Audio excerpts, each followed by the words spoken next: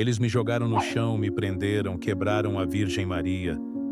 Mas foi naquele momento que ela mostrou que ainda estava ali. Se inscreva no canal para acompanhar outras vidas que se transformam com a fé. Eu estava celebrando a missa da tarde quando ouvi gritos do lado de fora. Antes que eu pudesse entender o que estava acontecendo, 3 policiais arrombaram a porta da igreja. Me arrastaram pelo braço até a praça e me jogaram no chão na frente de todos. Um deles pegou uma marreta e, diante dos fiéis que gritavam, começou a bater na estátua da Virgem Maria que estava ali há décadas. Eu tentei me levantar, mas levei um golpe nas costas e ouvi: "Padre comunista, você vai aprender a não meter o nariz onde não é chamado." Meu nome é Padre Leandro. Durante 15 anos, servi aquela comunidade pequena do interior com dedicação. Não era um padre que gostava de confusão. Muito pelo contrário. Sempre mantive tudo em ordem. Seguia cada protocolo à risca. Não me envolvia em questões políticas. Minha missão era clara: cuidar das almas que Deus colocou sob minha responsabilidade, administrar os sacramentos com reverência e manter viva a tradição que herdamos dos nossos antepassados. A estátua da Virgem na Praça Central era o coração daquela cidade. Não era apenas uma imagem de gesso pintada.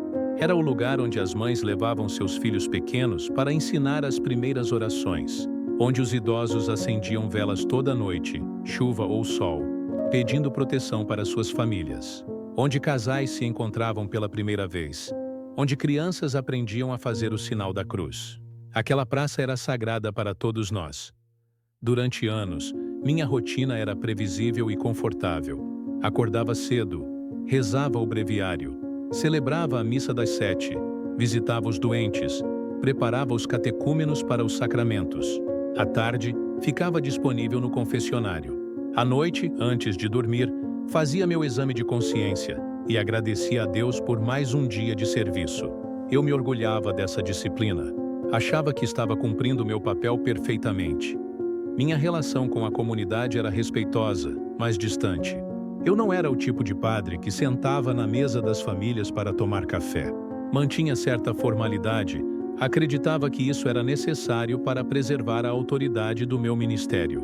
Quando alguém vinha me procurar com problemas pessoais, eu ouvia, dava conselhos baseados na doutrina e encerrava a conversa com uma oração. Simples assim. Nos últimos meses, porém, algo começou a mudar na cidade. A prefeitura anunciou um projeto de modernização. Queriam demolir um quarteirão inteiro de casas antigas para construir um centro comercial. Diziam que isso traria progresso, empregos, desenvolvimento. Mas aquelas casas não eram apenas construções velhas. Eram lares. Famílias inteiras haviam nascido ali, crescido ali, criado seus filhos ali. No começo, eu não me envolvi. Achava que não era meu papel questionar decisões administrativas. Minha função era espiritual, não social. Quando algumas pessoas da comunidade vieram me procurar, pedindo que eu intercedesse, eu fui educado, mas firme. Isso é uma questão para vocês resolverem com as autoridades competentes. A igreja não pode se meter em política, mas as visitas continuaram. Dona Aparecida, uma senhora de 60 anos que morava numa daquelas casas desde que nasceu, veio até mim chorando. Seu marido tinha morrido há 3 anos, e aquela casa guardava todas as memórias que ela tinha dele. "Padre, eu não tenho para onde ir. Eles estão me oferecendo uma indenização que não paga nem metade de um apartamento novo. O que eu faço?" Eu repeti o que tinha dito aos outros. "Confie em Deus. Ele vai providenciar." Mas quando ela saiu da sacristia com os ombros caídos, senti um incômodo que tentei ignorar. Depois foi a vez de seu Otávio, um agricultor aposentado que criava galinhas no quintal da casa que herdou do pai. Ele tinha 75 anos e não sabia fazer outra coisa na vida. "Padre, se eu perder minha casa, perco minha razão de viver. Eu não sei morar em apartamento. Eu preciso da minha terra." Eu disse a mesma coisa. Mantive minha posição. Não era meu problema. Mas então veio a família Rodrigues. Pai, mãe e 4 filhos pequenos. Eles me procuraram após a missa de domingo. Os filhos ficaram na porta da sacristia enquanto o casal entrou para conversar comigo. O homem Marcos trabalhava como pedreiro. A esposa, Luciana, era faxineira. Eles tinham comprado aquela casa com muito sacrifício, pagando prestações por 10 anos. Agora, estavam sendo forçados a sair. Padre, a gente não tem para onde levantar nossa família, Marcos disse com a voz embargada. A indenização que estão oferecendo mal dá para pagar o aluguel de 6 meses. Depois disso, a gente vai acabar na rua. Meus filhos vão estudar onde? Vão dormir onde? Luciana segurava as mãos dele, tentando se manter forte, mas as lágrimas desciam sem parar. O senhor não pode fazer nada? Não pode falar com alguém? O senhor tem voz, padre. As pessoas escutam o senhor. Eu respirei fundo. Senti um aperto no peito, mas mantive minha postura. Eu entendo a dor de vocês, mas meu papel aqui é cuidar das almas, não resolver questões políticas. Vou rezar por vocês. Deus vai abrir um caminho. Eles saíram em silêncio. Mas antes de fechar a porta, um dos filhos pequenos, um menino de uns 6 anos, olhou para mim e perguntou: "O padre não vai ajudar a gente?" A mãe pegou ele pela mão e saiu depressa. Naquela noite, eu não consegui dormir direito. Fiquei deitado no escuro, olhando para o teto, tentando justificar minha posição. Eu não posso me envolver nisso. Não é meu papel. Se eu começar a entrar em questões sociais, vou perder o foco do que realmente importa. Mas uma voz pequena dentro de mim perguntava: "E o que realmente importa?" Os dias seguintes foram perturbadores. Durante a missa, eu olhava para os bancos e via os rostos daquelas famílias. Eles cantavam os hinos, rezavam o terço, recebiam a comunhão, mas havia algo diferente nos olhos deles. Uma expectativa silenciosa, como se ainda esperassem que eu fizesse alguma coisa. Eu tentava me concentrar nas leituras, nas orações, na homilia, mas minha mente voltava sempre para aquelas conversas, para as lágrimas de Dona Aparecida, para a voz quebrada de seu Otávio, para o olhar do menino me perguntando se eu não ia ajudar. Minha mãe, Dona Fernanda, veio me visitar numa tarde de quinta-feira. Ela morava em outra cidade, mas vinha me ver pelo menos uma vez por mês. Sentamos na varanda da casa paroquial para tomar café. Ela percebeu que eu estava diferente. "O que está acontecendo, filho?" Ela perguntou com aquele jeito de mãe, que sempre sabe quando algo não vai bem. Eu contei tudo. Falei sobre as famílias, sobre a demolição, sobre minha recusa em me envolver. Esperava que ela me apoiasse, que dissesse que eu estava certo em manter distância. Mas ela ficou em silêncio por um longo tempo. Depois disse: "Leandro, você se lembra de quando seu pai perdeu o emprego?" Eu me lembrava. Eu tinha 12 anos. Meu pai trabalhava numa fábrica que fechou de uma hora para outra. Ficamos sem renda por meses. Minha mãe vendia doces na porta da escola para conseguir pagar as contas. Foi uma época difícil. "Você se lembra de quem nos ajudou?" Ela continuou. Eu assenti. Padre Raulino. Isso. Padre Raulino não se limitou a rezar por nós. Ele organizou uma campanha na paróquia dele, conseguiu cestas básicas, arrumou uns bicos para o seu pai. Ele se envolveu. E foi isso que salvou nossa família naquele momento. Ela tomou um gole de café e olhou nos meus olhos. "Filho, eu não estou dizendo que você tem que resolver tudo sozinho, mas às vezes rezar não basta. Às vezes a gente precisa ser as mãos que Deus usa para fazer a diferença." Aquelas palavras ficaram ecoando na minha cabeça depois que ela foi embora. Eu passei a noite inteira acordado, andando de um lado para o outro na sacristia. Abri a Bíblia em busca de respostas. Li sobre o bom samaritano. Li sobre Jesus expulsando os vendilhões do templo. Li sobre os profetas que denunciavam a injustiça. No dia seguinte, depois da missa da manhã, tomei uma decisão. Liguei para Marcos, o pedreiro, e pedi para ele reunir as famílias que estavam sendo despejadas. "Vamos fazer uma vigília", eu disse. "Vamos nos reunir na praça, em frente à estátua de Nossa Senhora. E vamos rezar juntos. Vamos mostrar que não estamos sozinhos." Marcos ficou surpreso, mas concordou imediatamente. No sábado à noite, cerca de 50 pessoas se reuniram na praça. Levamos velas, terços, faixas com mensagens pedindo justiça. Não foi uma manifestação política. Foi uma oração pública. Eu estava nervoso. Nunca tinha feito nada parecido. Mas quando vi aquelas pessoas ali unidas, cantando Ave Maria, senti que estava fazendo a coisa certa. Rezamos durante 2 horas. Algumas pessoas que passavam pela praça pararam para se juntar a nós. Foi um momento bonito, pacífico. Mas na segunda-feira de manhã, meu telefone tocou cedo. Era um número desconhecido. Quando atendi, uma voz grossa e ameaçadora disse: "Padre, o senhor está se metendo onde não deve. Isso vai ter consequências." Eu desliguei na hora, com o coração acelerado. Tentei me acalmar. É só intimidação. Não vai acontecer nada. Mas aquela ligação me deixou inquieto o dia inteiro. Na terça-feira, durante a missa da tarde, eu estava no altar, elevando a hóstia consagrada, quando ouvi barulho do lado de fora. Gritos, confusão. Antes que eu pudesse reagir, a porta da igreja foi arrombada com um estrondo. 3 policiais entraram com violência. Os fiéis se levantaram assustados. "Padre Leandro!" Um deles gritou. "O senhor está preso!" Eu larguei o cálice na mesa do altar e tentei entender o que estava acontecendo. "Preso? Por quê? O que eu fiz?" Eles não responderam. Me agarraram pelos braços, me arrastaram pelo corredor central da igreja enquanto as pessoas gritavam. Dona Aparecida tentou se colocar na frente deles, mas foi empurrada. Seu Otávio berrava que aquilo era um absurdo. Me jogaram no chão da praça, na frente de todos. Senti a poeira entrar na minha boca, o peso de um joelho nas minhas costas. Eu tentei falar, mas não conseguia respirar direito. E então vi algo que nunca vou esquecer. Um dos policiais pegou uma marreta que estava no porta-malas da viatura, caminhou até a estátua de Nossa Senhora e começou a bater. O primeiro golpe partiu a mão direita dela, o segundo rachado o rosto.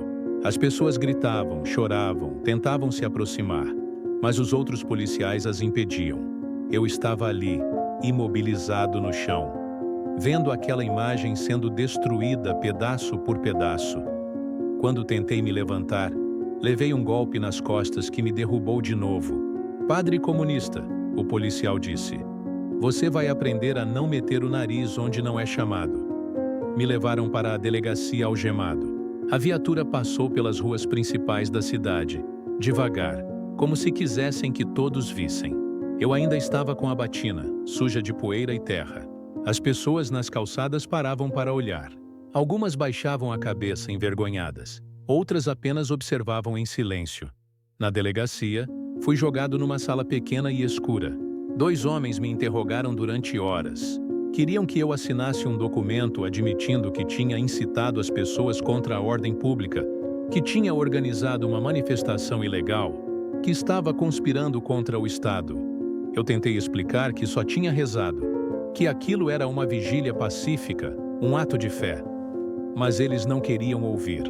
"Padre, o senhor pode facilitar as coisas ou complicar. Assina esse papel e vai embora hoje. Recusa, e vai passar uns dias aqui pensando melhor."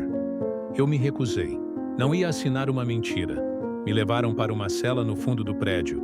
Era um espaço minúsculo, com paredes úmidas e um cheiro forte de mofo. Tinha apenas um colchão fino no chão e um buraco no canto que servia de banheiro. A porta de metal foi fechada com força e eu fiquei sozinho no escuro.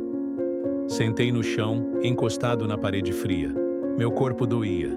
As costas latejavam onde tinha levado o golpe. As mãos tremiam. Tentei rezar, mas as palavras não saíam.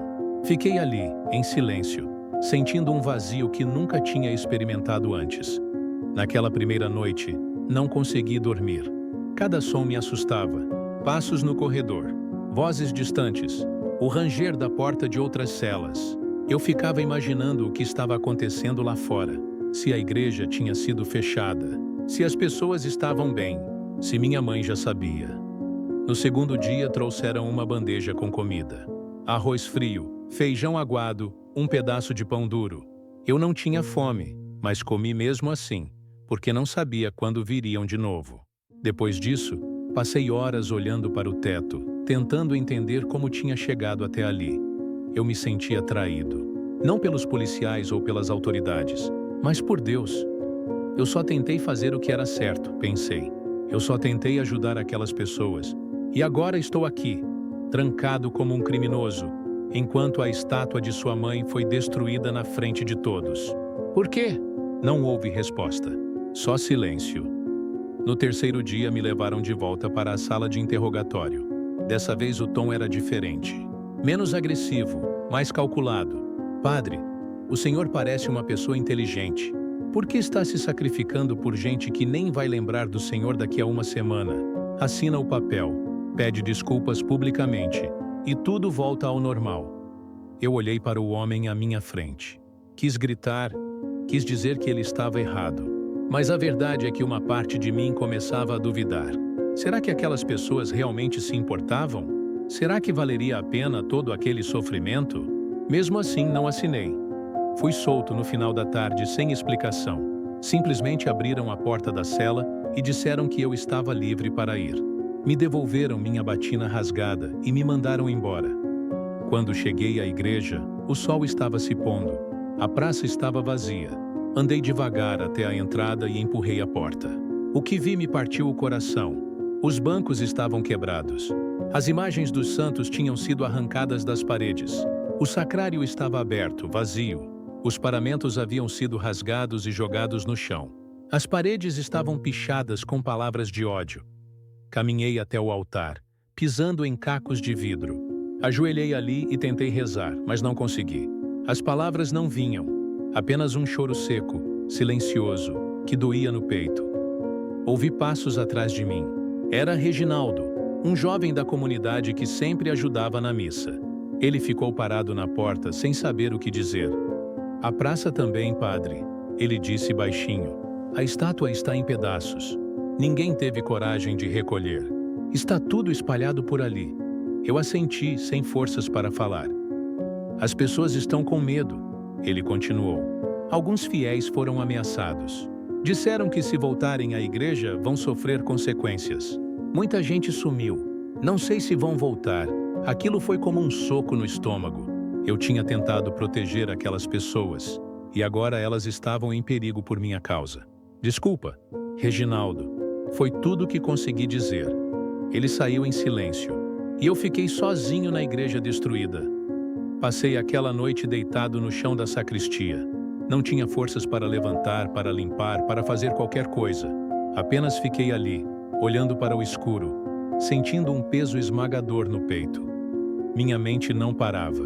Ficava repassando tudo o que tinha acontecido, buscando o momento exato em que tudo tinha desandado. Se eu tivesse ficado quieto, nada disso teria acontecido.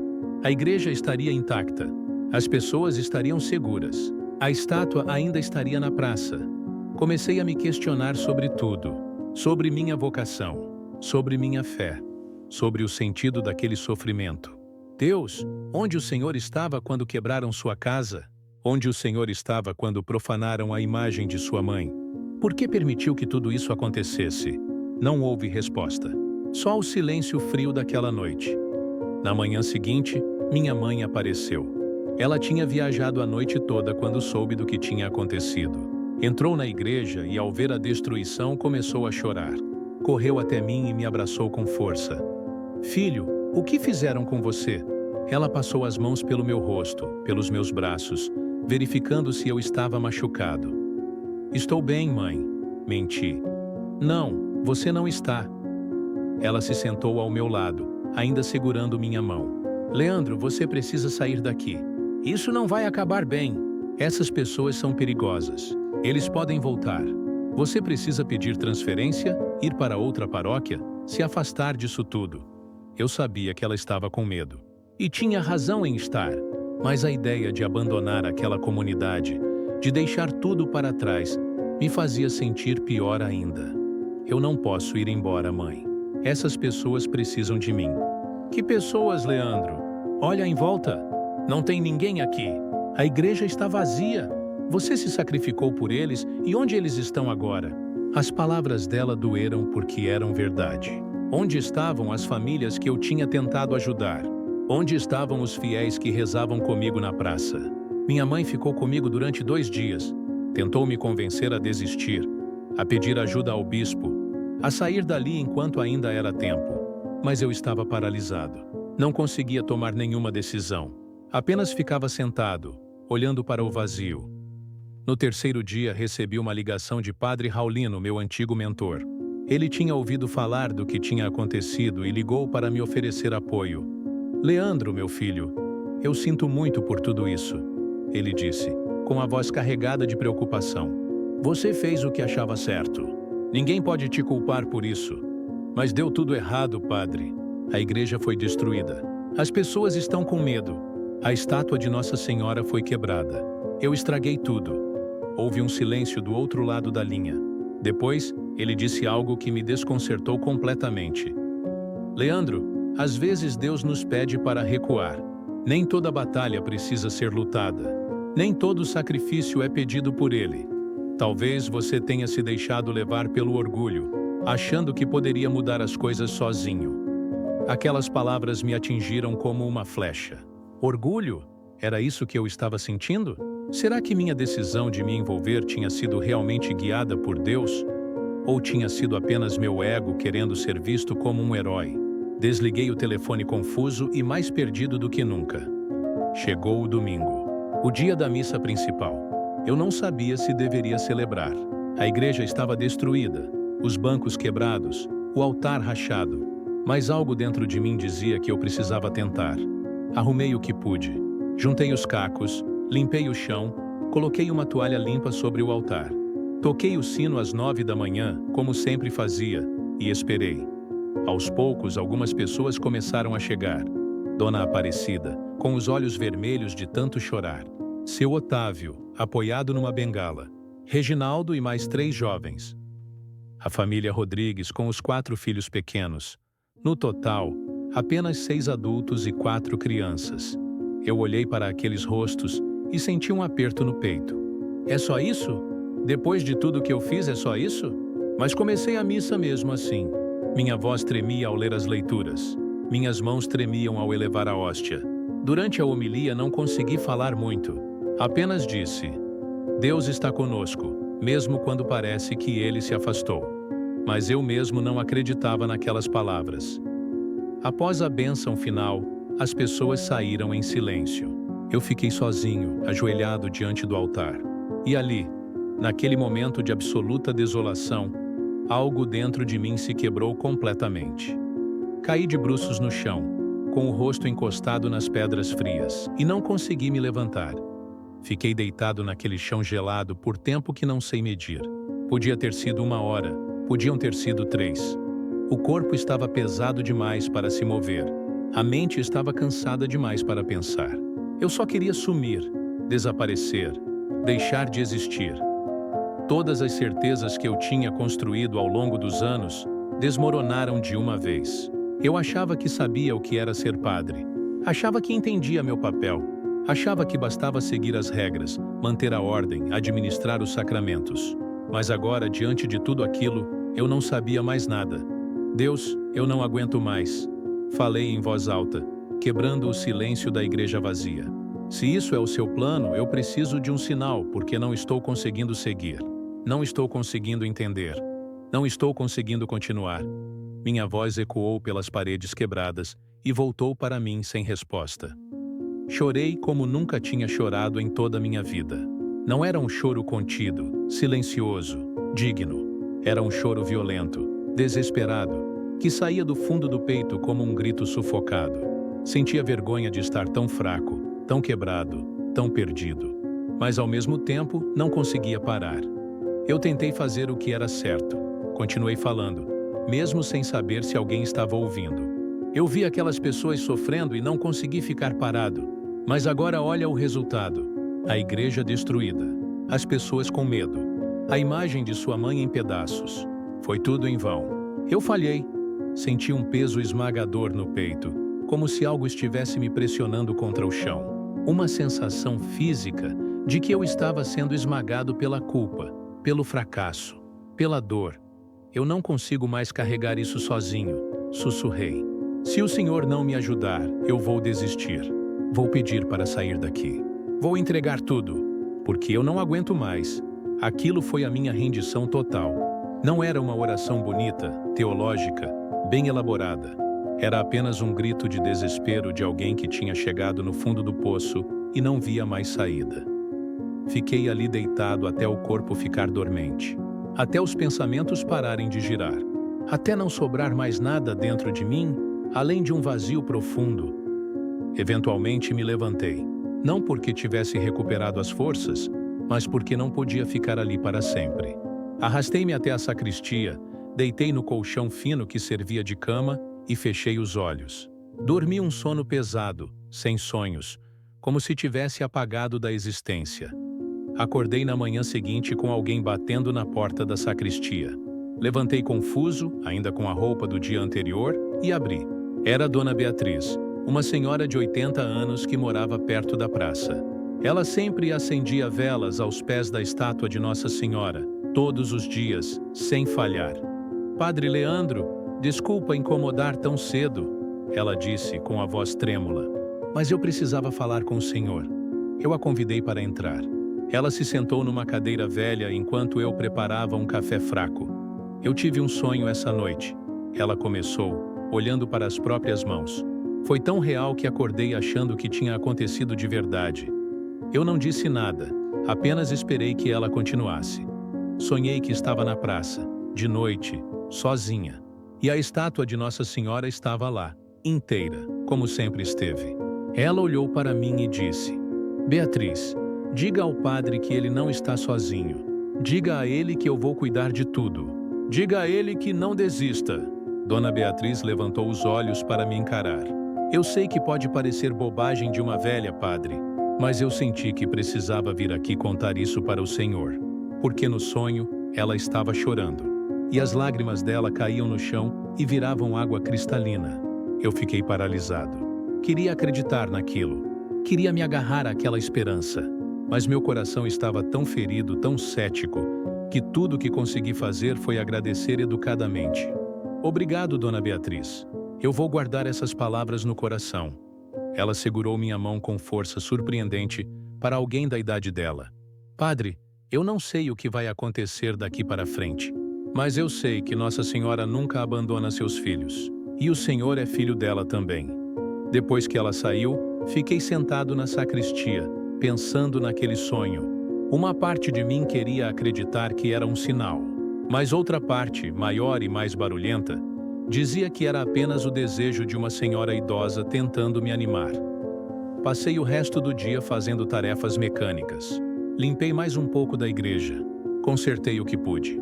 Tentei não pensar muito. À noite, rezei o terço sozinho, mais por hábito do que por fé. Nos 2 dias seguintes, algumas pessoas voltaram à igreja. Não muitas, mas o suficiente para eu não me sentir completamente abandonado. Celebrei missas simples, sem grandes homilias, apenas o essencial. Mas por dentro, eu estava vazio, funcionando no automático, fazendo os movimentos certos, dizendo as palavras certas, mas sem sentir nada. Será que você já se sentiu assim também?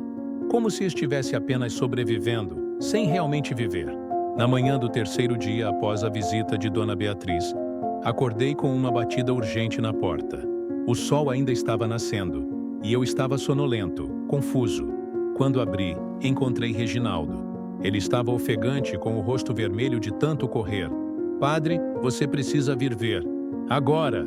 Ele mal conseguia falar direito, respirando com dificuldade. Ver o quê? Acalma, Reginaldo. Respira. A praça, padre. Tem algo acontecendo na praça? Vem rápido! Vesti a batina às pressas e saí correndo com ele. Meu coração estava acelerado. Pensei que podia ser outra destruição, outra violência, algo pior. Preparei-me mentalmente para o que poderia encontrar. Quando chegamos à praça, havia um pequeno grupo de pessoas reunidas. Umas 10, talvez 12. Todas olhavam para o chão, para o lugar exato onde a estátua de Nossa Senhora costumava ficar. Me aproximei, abrindo caminho entre elas, e o que vi me deixou sem palavras. Do chão de terra seca, bem no centro onde a base da estátua tinha sido arrancada, brotava água. Água limpa, cristalina, jorrando do solo com força, formando uma pequena poça ao redor. Eu fiquei parado, olhando para aquilo sem conseguir processar.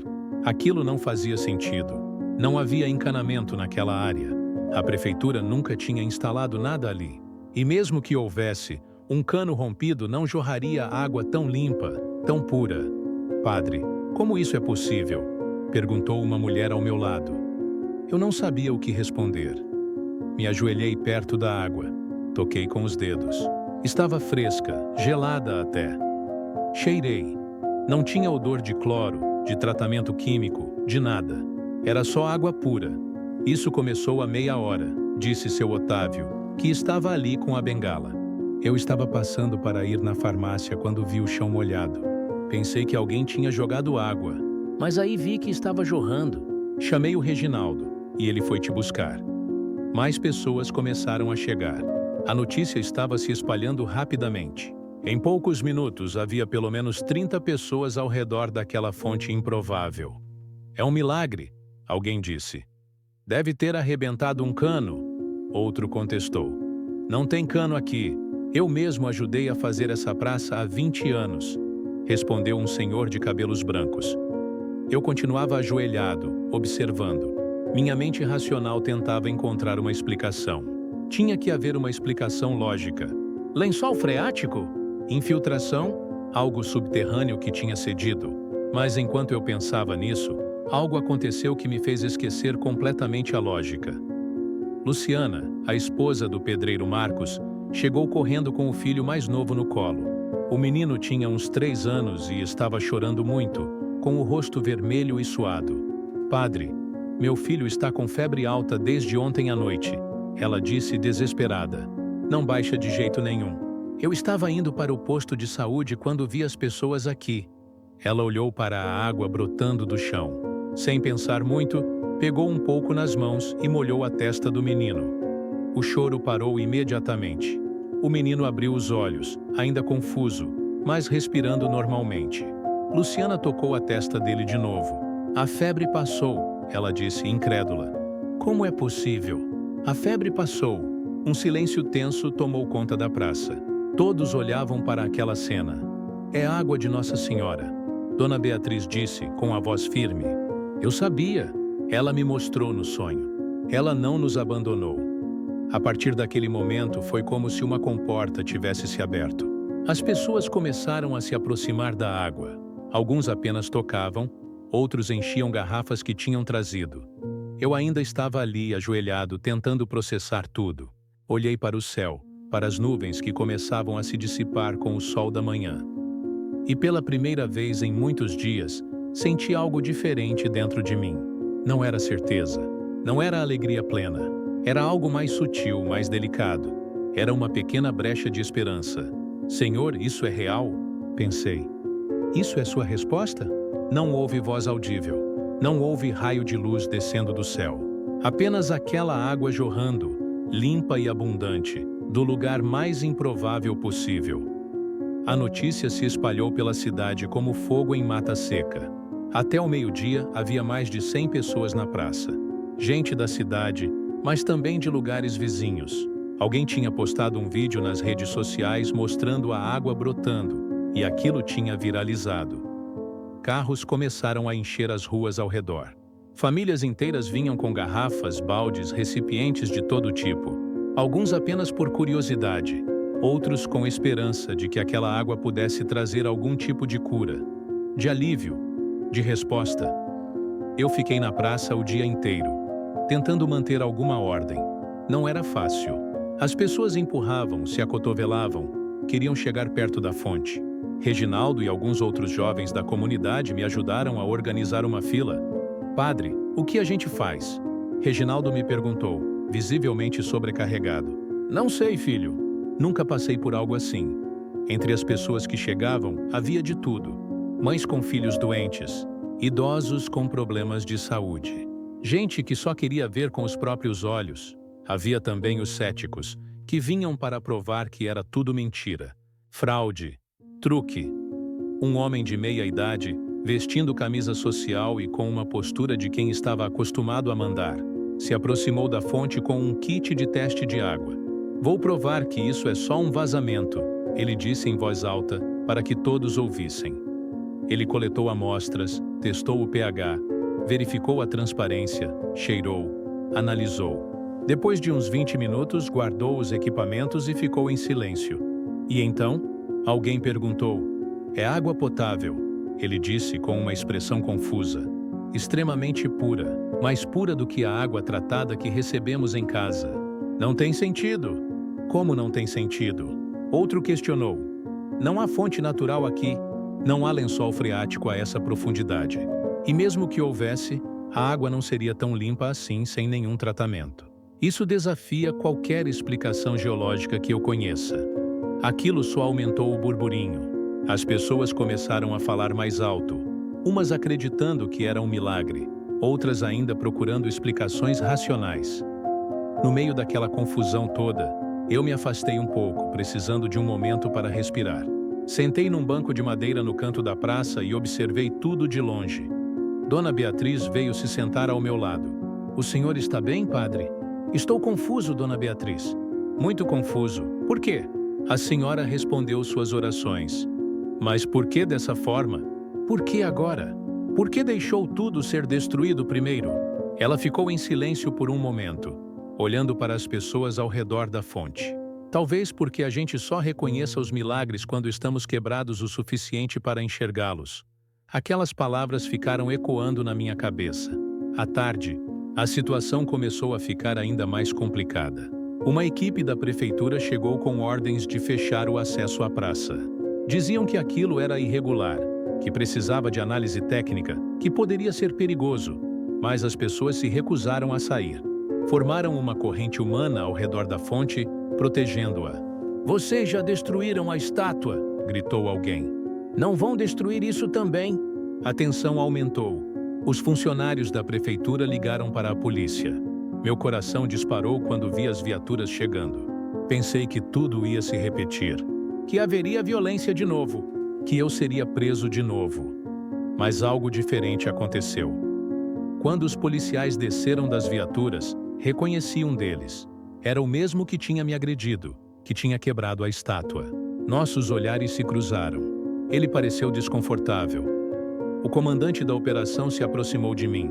"Padre, precisamos que o senhor peça para as pessoas se afastarem.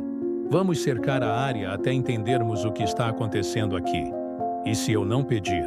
Respondi com uma calma que eu mesmo não sabia de onde vinha. "Então vamos ter que remover todo mundo à força." Olhei ao redor. Havia crianças ali, idosos, famílias inteiras. Não podia deixar que houvesse violência de novo. "Eu vou conversar com elas", disse. Subi num banco para ficar mais alto e pedi atenção. "Por favor, eu preciso que vocês me escutem. Eu sei que todos estão aqui porque acreditam em algo maior. Eu também acredito, mas não podemos permitir que isso se transforme em confusão ou violência. Vamos fazer o seguinte: vamos permitir que eles façam as análises técnicas que precisam fazer. E enquanto isso, nós vamos esperar. Com fé, com paciência. E se eles fecharem o acesso?" Alguém gritou. "Se for vontade de Deus que essa água continue aqui, nada vai impedir. Mas não vamos responder violência com violência. Não vamos dar motivo para que nos acusem de desordem." Houve resistência, reclamações, mas eventualmente as pessoas começaram a se afastar. A praça foi isolada com fitas. Técnicos da prefeitura começaram a cavar ao redor da fonte, procurando a origem da água. Eu fiquei ali observando com o coração apertado, temendo que eles simplesmente bloqueassem tudo e acabassem com aquela esperança.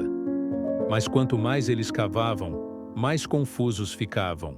Não havia cano. Não havia encanamento escondido.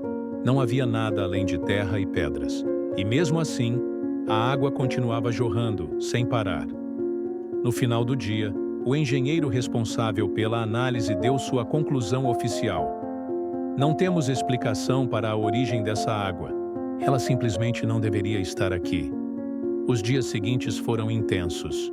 A notícia tinha se espalhado para além da nossa pequena cidade. Jornalistas começaram a aparecer, emissoras de TV, repórteres de jornais grandes. Todos queriam saber sobre a fonte misteriosa que tinha brotado onde a estátua de Nossa Senhora havia sido destruída. Eu não estava preparado para aquela exposição. Não sabia como lidar com câmeras, microfones, perguntas diretas. Mas não tinha como fugir. Sou o padre da comunidade.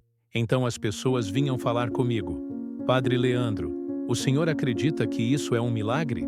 Uma repórter me perguntou enfiando um microfone na minha frente. Eu acredito que Deus age de formas que não conseguimos entender. Respondi, escolhendo as palavras com cuidado. E acredito que essa água trouxe esperança para muitas pessoas que estavam sofrendo. Mas houve curas? Há relatos de milagres acontecendo? Há relatos de pessoas que se sentiram melhor. Se isso é milagre ou não, não cabe a mim julgar. Isso é uma questão de fé. Enquanto a mídia cobria o evento, algo mais importante estava acontecendo nos bastidores. A pressão pública sobre a prefeitura estava aumentando. As pessoas estavam questionando a obra de demolição, exigindo transparência, pedindo explicações sobre a forma como as famílias estavam sendo tratadas. Políticos começaram a visitar a cidade, aproveitando a visibilidade para fazer promessas. Ativistas de direitos humanos apareceram para documentar os abusos que tinham acontecido. A situação tinha saído completamente do controle das autoridades locais. 2 dias após a descoberta da fonte, recebi a visita de um advogado. Ele representava uma organização que defendia direitos de comunidades afetadas por projetos de desenvolvimento. Padre Leandro, nós gostaríamos de oferecer assistência jurídica gratuita para as famílias que estão sendo despejadas. Com toda a repercussão que esse caso ganhou, acreditamos que podemos reverter a situação. Eu mal podia acreditar. Sério? Vocês podem fazer isso? Podemos. E mais. Já conseguimos uma liminar suspendendo as demolições até que haja uma investigação completa sobre irregularidades no processo. Aquilo era mais do que eu tinha ousado esperar. As famílias não seriam despejadas. Pelo menos não ainda. Corri para contar para Marcos e Luciana. Quando eles souberam, caíram em lágrimas. Padre, a gente não sabe como agradecer. A gente já tinha perdido a esperança. Não agradeçam a mim. Agradeçam a Deus. E a Nossa Senhora, que não abandonou vocês. Naquela noite, organizamos uma celebração na praça. Levamos velas, terços, flores. Centenas de pessoas apareceram. Cantamos, rezamos, demos graças. Foi um momento de alegria que eu não sentia há muito tempo. Mas no meio daquela celebração, algo dentro de mim ainda estava inquieto. Eu tinha vergonha.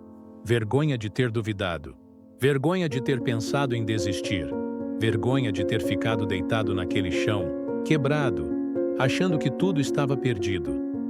Quando a celebração terminou e a maioria das pessoas foi embora, eu fiquei sozinho na praça, ajoelhado perto da fonte. A água continuava jorrando, constante, abundante. Senhor, eu peço perdão, disse em voz baixa. Perdão por ter duvidado. Perdão por ter achado que o Senhor tinha me abandonado. Perdão por ter tido tão pouca fé. Lágrimas desceram pelo meu rosto, mas dessa vez eram diferentes. Não eram lágrimas de desespero, eram lágrimas de alívio, de gratidão, de reconhecimento da minha própria pequenez. Eu achei que precisava carregar tudo sozinho. Achei que dependia de mim fazer tudo dar certo. Mas eu estava errado. Eu sou apenas um instrumento, e um instrumento quebrado, por sinal. Fiquei ali por um longo tempo, apenas sentindo a brisa fresca da noite, ouvindo o som da água correndo, permitindo que aquela paz me envolvesse. Nos dias seguintes, continuei a trabalhar na reconstrução da igreja, mas agora não estava mais sozinho. Voluntários apareceram de toda parte, gente que tinha visto as notícias e quis ajudar. Doações começaram a chegar. Material de construção, dinheiro, mão de obra. Em 2 semanas, a igreja estava quase completamente restaurada. Os bancos foram consertados, as paredes repintadas. Novas imagens foram doadas por outras paróquias. O sacrário ganhou uma nova porta, mais bonita que a anterior. Padre Raulino veio me visitar. Quando ele entrou na igreja e viu tudo, ficou emocionado. Leandro, eu estava errado. Quando te disse para recuar, eu estava falando do medo, não da fé. Me perdoa. Eu o abracei forte. Não há nada para perdoar, padre. O Senhor estava tentando me proteger. Eu entendo. Minha mãe também voltou. Quando viu a fonte na praça, cobriu o rosto com as mãos e chorou.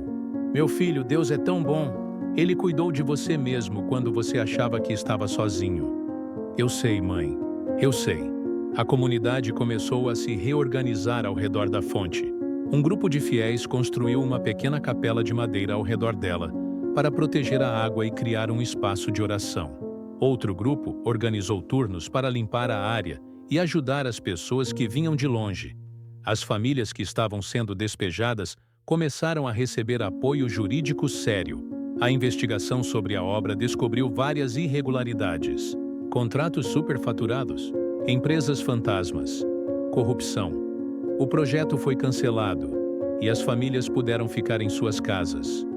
Os policiais que tinham me agredido e destruído a estátua foram afastados e investigados. Não senti prazer com aquilo, apenas um alívio de que a justiça estava sendo feita. Quanto à fonte, ela continuou jorrando, semana após semana, mês após mês, sem nunca secar. Técnicos voltaram várias vezes para tentar entender, mas nunca conseguiram explicar. E as histórias de cura continuaram. Gente que lavava os olhos com aquela água e voltava a enxergar melhor. Pessoas com dores crônicas que sentiam alívio. Casos que a medicina não conseguia explicar. Eu parei de tentar entender. Apenas aceitei que há coisas maiores do que minha capacidade de compreensão. Passaram-se meses desde aquele dia em que a fonte brotou. A vida na comunidade mudou completamente. A pequena capela de madeira que construíram ao redor da água virou um ponto de peregrinação. Todos os fins de semana, ônibus chegavam trazendo pessoas de cidades distantes. Algumas vinham por curiosidade, outras buscando algo que a vida tinha tirado delas. Eu aprendi a lidar com aquele fluxo constante de visitantes. No começo era exaustivo. Eu queria dar atenção a cada pessoa, ouvir cada história, rezar com cada um. Mas logo percebi que isso era impossível. Tinha que aceitar minhas limitações. Organizamos um grupo de voluntários para ajudar. Pessoas da própria comunidade que se revezavam para manter a ordem, limpar o espaço, orientar os visitantes. Dona Beatriz, mesmo com seus 80 anos, estava lá todos os dias, acendendo velas e conversando com quem chegava. Dona Beatriz, a senhora não cansa? Perguntei uma vez. Cansar eu canso, padre. Mas como posso ficar em casa quando tanta gente precisa de esperança? Enquanto minhas pernas me levarem até aqui, eu venho. A determinação dela me inspirava, assim como a de tantos outros que se doaram para cuidar daquele lugar. Um dia, recebi a visita de uma mulher jovem. Devia ter uns 30 anos. Ela chegou sozinha num carro simples e ficou parada em frente à fonte por quase 1 hora, apenas olhando. Quando percebi que ela não ia embora, me aproximei. Posso ajudar em alguma coisa? Ela se virou e vi que tinha os olhos vermelhos de tanto chorar. Padre, eu vim de muito longe. Li sobre essa fonte na internet. Li sobre os milagres. E eu preciso de um milagre. Quer me contar o que está acontecendo? Ela respirou fundo, tentando controlar o choro. Meu filho tem 5 anos. Ele está com uma doença grave.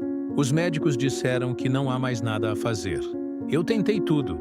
Todos os tratamentos. Gastei tudo o que tinha. E nada funcionou. Meu coração apertou. Sinto muito.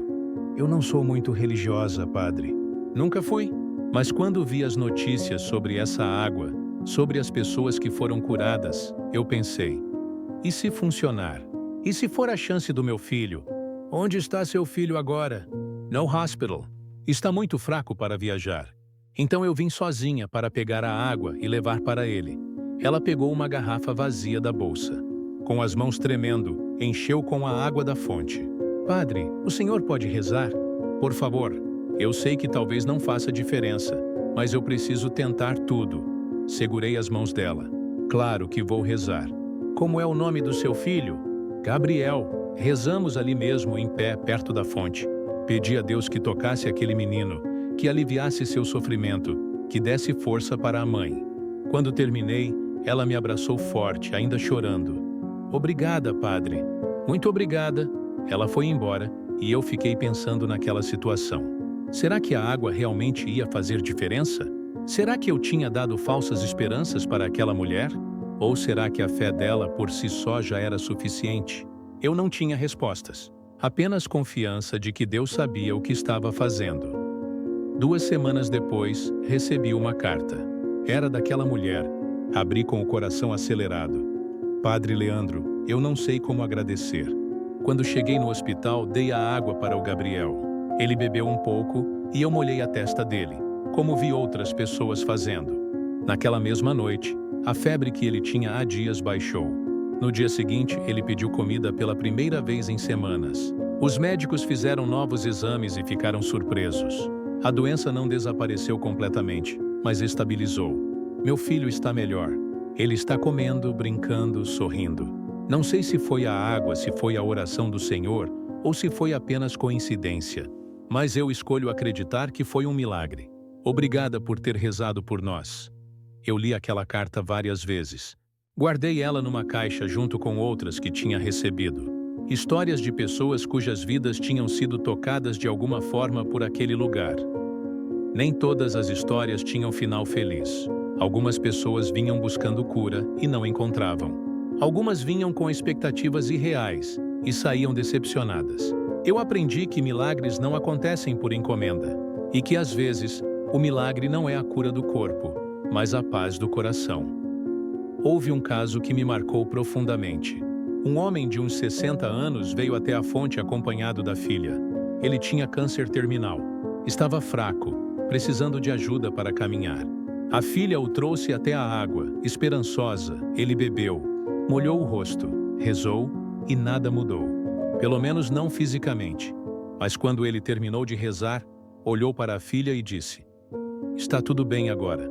Eu estou em paz." Dias depois ele faleceu. A filha voltou para me agradecer. "Padre, eu vim aqui esperando que meu pai fosse curado. Mas o que aconteceu foi melhor. Ele passou os últimos dias em paz, sem medo, sem raiva. Ele fez as pazes com Deus e comigo. E isso foi o milagre que eu precisava, mesmo sem saber." Esses momentos me ensinaram que o sagrado age de formas misteriosas, que nem sempre entendemos os planos maiores, que nossa função não é controlar ou explicar, mas confiar e acompanhar. A comunidade também começou a mudar de outras maneiras. Pessoas que antes nem se falavam passaram a se cumprimentar na rua. Famílias que tinham brigas antigas fizeram as pazes. A fonte, de alguma forma, tinha se tornado um lugar de reconciliação. Vi marido e esposa que estavam à beira do divórcio sentarem juntos ao lado da água, conversarem por horas e saírem de mãos dadas. Vi pais e filhos que não se falavam há anos se abraçarem e chorarem juntos ali. Um dos casos mais bonitos foi o de dois irmãos, Jorge e Antônio. Eles tinham brigado por causa de uma herança 15 anos atrás, e desde então não trocavam uma palavra. Quando a fonte começou a atrair pessoas, os dois vieram em dias diferentes, sem saber que o outro também estava vindo. Um dia, acabaram se encontrando na praça. Eu estava por perto quando isso aconteceu. Vi os dois se olharem, tensos, sem saber o que fazer. Mas então Jorge deu o primeiro passo. Caminhou até o irmão com os olhos cheios de lágrimas e disse: "Antônio, eu cansei de carregar essa raiva. Perdoa?" Antônio ficou parado por alguns segundos que pareceram eternos. Depois abriu os braços e os dois se abraçaram ali mesmo, no meio da praça, chorando como crianças. As pessoas ao redor pararam para assistir aquela cena. Alguns também choraram. "Padre", Jorge me disse depois, "eu vim aqui buscar a bênção de Nossa Senhora, mas o que eu recebi foi muito mais que isso. Eu recebi meu irmão de volta." Essas histórias me lembravam constantemente de que Deus trabalha de maneiras que vão além da nossa compreensão, que às vezes a cura que precisamos não é física, mas emocional, que o verdadeiro milagre é quando um coração endurecido volta a amar. Com o tempo, a relação com a comunidade também mudou. Eu tinha me tornado mais próximo das pessoas. Não mantinha mais aquela distância formal de antes. Sentava nas mesas das famílias. Tomava café. Conversava sobre a vida, não apenas sobre doutrina. Percebi que eu tinha sido um padre muito correto, muito disciplinado, mas pouco humano. Eu seguia as regras, mas não conseguia enxergar o coração das pessoas. Agora eu enxergava, e isso fazia toda a diferença. Comecei a visitar as casas com mais frequência, não apenas quando alguém estava doente ou morrendo, mas simplesmente para estar presente. Para tomar um café, para conversar sobre o dia. para ouvir as preocupações cotidianas que antes eu achava pequenas demais para minha atenção. Descobri que seu Otávio, aquele senhor que criava galinhas, tinha perdido a esposa há 10 anos e ainda conversava com ela todas as noites antes de dormir. Descobri que Dona Aparecida fazia doces escondida e distribuía para as crianças pobres do bairro, sem que ninguém soubesse. Descobri que Marcos, o pedreiro, tinha aprendido sozinho a ler e escrever aos 40 anos para poder ajudar os filhos com a lição de casa. Cada pessoa tinha uma história, cada vida tinha profundidade, e eu tinha passado 15 anos ignorando tudo isso, focado apenas nos meus protocolos e liturgias. Organizamos mutirões para ajudar as famílias mais necessitadas, não apenas com orações, mas com ações práticas. Reformamos casas, distribuímos alimentos, criamos uma cooperativa de trabalho para gerar renda. A igreja deixou de ser apenas um lugar de culto e se tornou um centro de apoio comunitário. Reginaldo liderou um grupo de jovens que começou a dar aulas de reforço para crianças que estavam com dificuldade na escola. Luciana organizou um grupo de mães que se reunia toda semana para trocar experiências e se apoiar mutuamente. Dona Beatriz iniciou um coral que cantava na missa de domingo e também visitava asilos e hospitais. A igreja ganhou vida de uma forma que eu nunca tinha visto. Não era mais apenas um prédio onde as pessoas iam uma vez por semana cumprir uma obrigação religiosa. Era um organismo vivo, pulsante, onde as pessoas se encontravam, se ajudavam, cresciam juntas. E eu deixei de ser apenas um administrador de sacramentos. Me tornei um pastor de verdade, alguém que caminha junto com o rebanho, que conhece cada ovelha pelo nome, que carrega as feridas junto com elas. Aprendi a celebrar as pequenas vitórias. Quando seu Otávio conseguiu finalmente perdoar a si mesmo pela morte da esposa. Quando a filha de Dona Aparecida, que estava afastada da igreja há anos, voltou a frequentar as missas.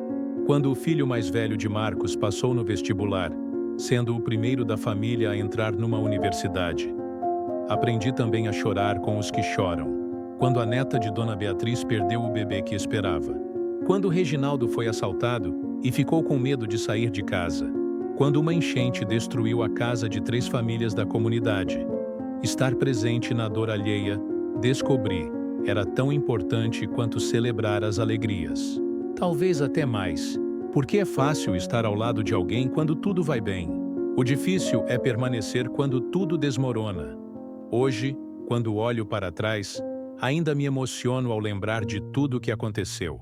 Às vezes parece um sonho distante, mas então eu olho para a fonte que continua jorrando, incansável, e sei que foi real. A estátua de Nossa Senhora nunca foi reconstruída. Conversamos sobre isso várias vezes na comunidade, mas decidimos deixar como está. A fonte, por si só, já é um monumento. Um lembrete permanente de que Deus age quando menos esperamos, das formas mais inesperadas. Alguns membros da comunidade sugeriram que fizéssemos uma estátua nova, ainda mais bonita que a anterior. Outros queriam recuperar os pedaços da antiga e tentar restaurá-la. Mas quando colocamos o assunto em votação, a maioria decidiu que a água era suficiente. A estátua era feita de gesso, disse Dona Beatriz durante a reunião. Podia quebrar, podia se desgastar com o tempo. Mas essa água que brota do chão, essa é a presença viva de Nossa Senhora. Ela não precisa de imagem de gesso. Ela está aqui real todos os dias. E tinha razão. A fonte se tornou muito mais significativa do que qualquer imagem poderia ser. Era algo vivo, dinâmico, que interagia com as pessoas de formas sempre novas. Meu relacionamento com minha mãe se fortaleceu. Ela vem me visitar com mais frequência agora. Conversamos sobre coisas que nunca tínhamos conversado antes. Sobre medo, sobre fé, sobre as cicatrizes que todos carregamos. Numa dessas visitas, sentados na varanda da casa paroquial, ela me contou algo que eu não sabia. Filho, quando seu pai morreu eu fiquei com tanta raiva de Deus. Achei que ele tinha sido injusto, que tinha tirado o único homem que eu amei cedo demais. Parei de ir à missa. Parei de rezar. Fiquei assim por quase 2 anos. Eu olhei para ela surpreso. Minha mãe sempre foi uma mulher de fé forte. Nunca imaginei que tivesse passado por algo assim. O que fez a senhora voltar? Perguntei. Você, ela disse simplesmente. Quando você me disse que queria ser padre, eu pensei: se meu filho vai dedicar a vida a servir a Deus, eu preciso fazer as pazes com ele primeiro. Não podia deixar minha raiva atrapalhar sua vocação. Lágrimas começaram a descer pelo meu rosto. Mãe, eu nunca soube disso. Não era para você saber. Mas agora, vendo tudo que você passou, tudo que aconteceu aqui, eu entendi que minha raiva era na verdade dor mal resolvida. E que Deus não causou a morte do seu pai. Ele apenas permitiu que a vida seguisse seu curso natural. Mas esteve comigo em cada momento de dor. Assim como esteve com você quando pensou que estava sozinho. Aquela conversa me aproximou ainda mais dela. Percebi que todos nós carregamos feridas, dúvidas, momentos em que nossa fé vacila. E que isso não nos torna fracos. Nos torna humanos. Padre Raulino também voltou a fazer parte ativa da minha vida. Ele me liga toda semana. Não mais para me dar conselhos não solicitados, mas para conversar como amigos. Ele admitiu que aquela experiência o transformou também. Leandro, eu passei a vida inteira achando que sabia como Deus age, mas seu caso me mostrou que eu não sei nada. E isso foi libertador. Numa de nossas conversas, ele me contou que tinha começado a mudar sua forma de lidar com a própria paróquia. Eu era igual a você, filho. Mantinha distância. Achava que isso era necessário para preservar respeito. Mas depois de ver o que aconteceu contigo, comecei a me aproximar mais das pessoas. E sabe o que descobri? Elas não me respeitam menos por isso. Pelo contrário, elas confiam mais em mim. Ver meu mentor, um homem que sempre pareceu tão seguro de si, admitir que também estava aprendendo, foi libertador para mim. Me fez entender que crescimento espiritual não tem fim, que sempre há mais para aprender, mais para mudar, mais para melhorar. Os policiais que tinham me agredido foram afastados, mas eu não guardei rancor. Rezei por eles, pedi a Deus que tocasse o coração deles, que os ajudasse a enxergar o erro que cometeram. Um deles me procurou meses depois pedindo perdão. Padre, eu não sei o que me deu naquele dia. Eu estava seguindo ordens, mas isso não justifica. Eu destruí algo sagrado, e isso me perseguiu desde então. Ele estava visivelmente abalado. As mãos tremiam, os olhos estavam fundos, como de quem não dormia bem há muito tempo. Eu tenho uma filha pequena, ele continuou. 5 anos. Ela me perguntou outro dia por que o papai não estava mais trabalhando. E eu não soube o que dizer. Como eu explico para ela que o papai fez algo terrível? Que machucou um padre? Que quebrou uma imagem de Nossa Senhora? Eu coloquei a mão no ombro dele. Você explica dizendo a verdade. Que o papai errou, mas que está arrependido. Que o papai está tentando ser uma pessoa melhor. Isso é o que ela precisa ouvir. O senhor me perdoa? Ele perguntou com a voz quebrada. Eu te perdoo, respondi. E Deus também perdoa, mas agora você precisa se perdoar. Carregar a culpa pelo resto da vida não vai desfazer o que aconteceu. O que vai fazer diferença é o que você escolher fazer daqui para frente. Ele saiu dali mais leve. Sei porque alguns meses depois ele voltou com a filha pequena. Ela acendeu uma vela na capela ao redor da fonte, e ele ficou ali, olhando para a água, com os olhos cheios de lágrimas.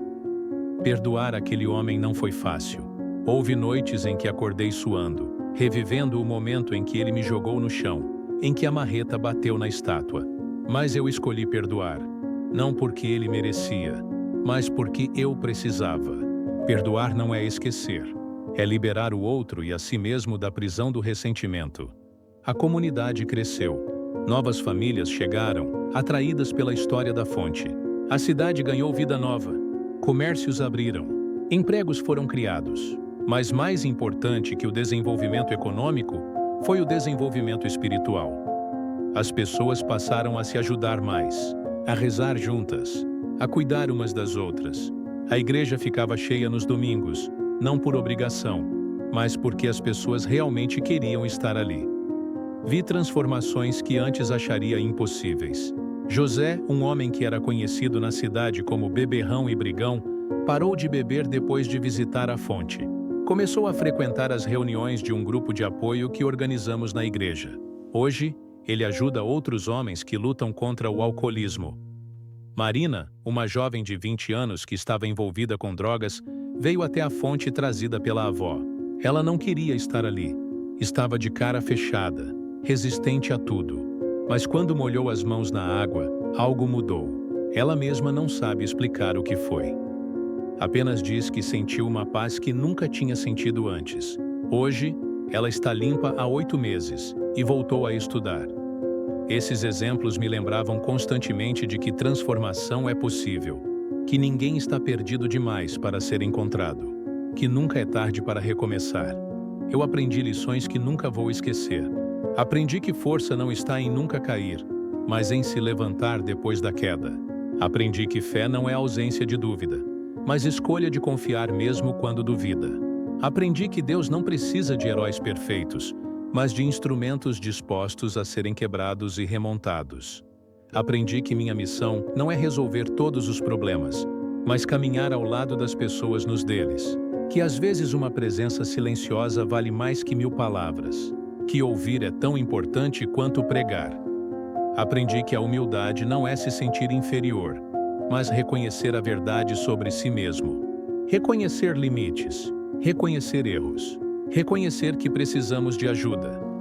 Aprendi que o sagrado está nos lugares mais simples, não apenas nos templos elaborados ou nas liturgias solenes, mas numa fonte de água brotando do chão, num abraço sincero, num prato de comida compartilhado, num perdão concedido, num sorriso trocado na rua, numa mão estendida para ajudar alguém a se levantar.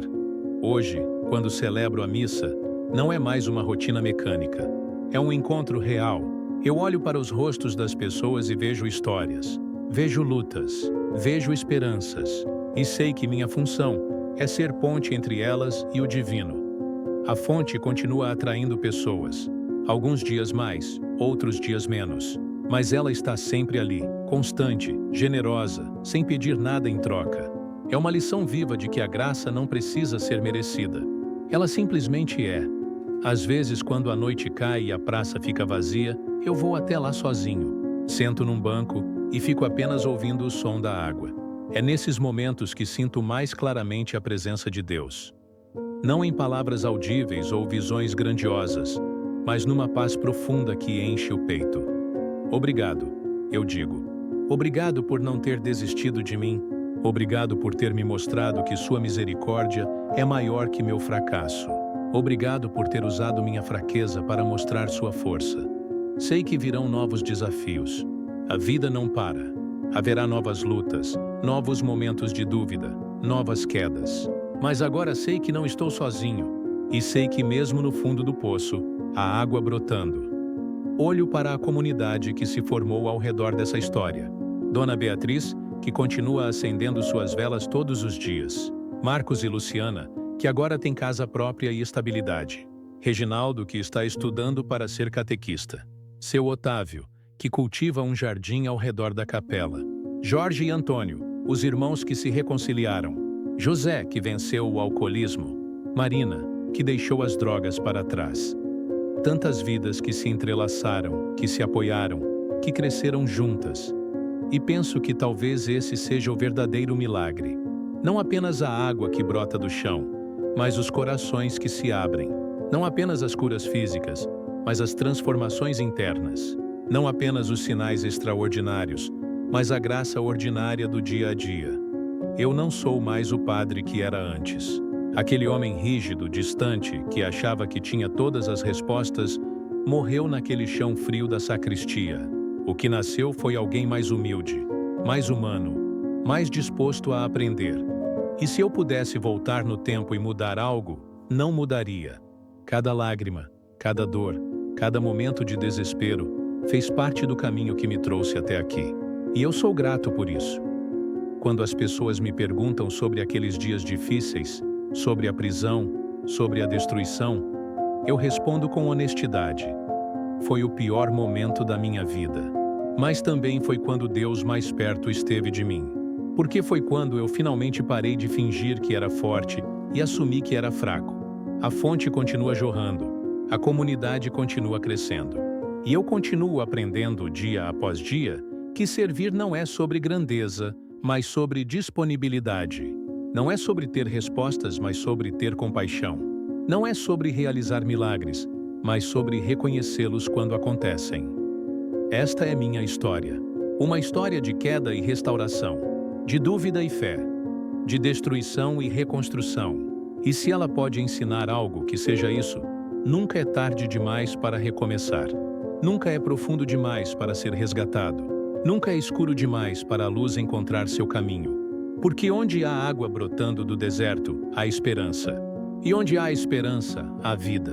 E onde há vida, há Deus, trabalhando silenciosamente, transformando tudo em algo novo, algo melhor, algo que aponta sempre para o amor que nunca abandona, nunca desiste, nunca se cansa de nos buscar, mesmo quando estamos perdidos no fundo do nosso próprio deserto.